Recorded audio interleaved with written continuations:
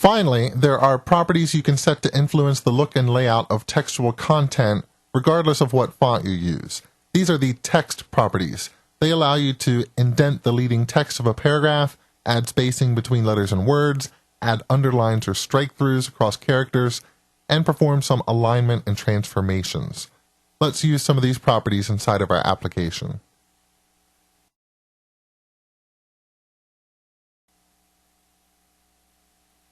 Inside of our page, let's try out a few of these text properties. I'll start by demonstrating text indent. We'll set it here inside of the content area to a fairly dramatically large value of 3ems, just so we can see what it's doing. And what it's doing is it's pushing over the text, the first line of text inside of any given element. So the first line of text inside of a paragraph, but also, unfortunately, the first line of text inside of our code and also inside of our list. So let me remove that for right now. So the page will go back to looking a little bit better.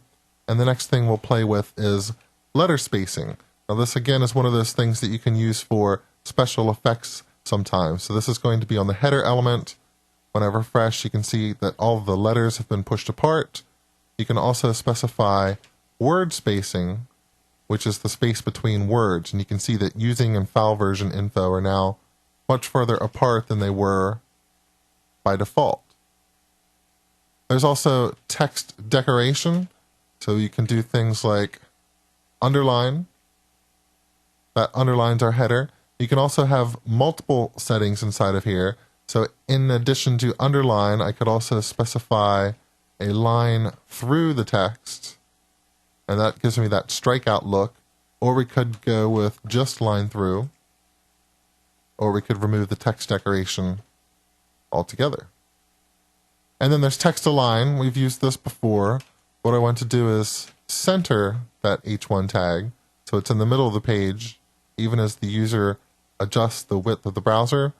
And you can also use text align to do things like move things to the right or to justify text so that the right edge of the text is always as close to the margin as possible. If I refresh, you can see how it spaced some of those sentences out. But some sentences are just too short to be able to stretch out the whole way by adding an occasional space here and there.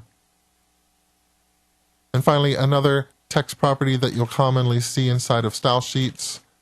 Some people will set the line height. And what I'll do is set this to 1.2ems inside of our content. And let's try 2.2ems. You can see how those lines move apart. And again, that's something that you can use for an effect on the occasional web page.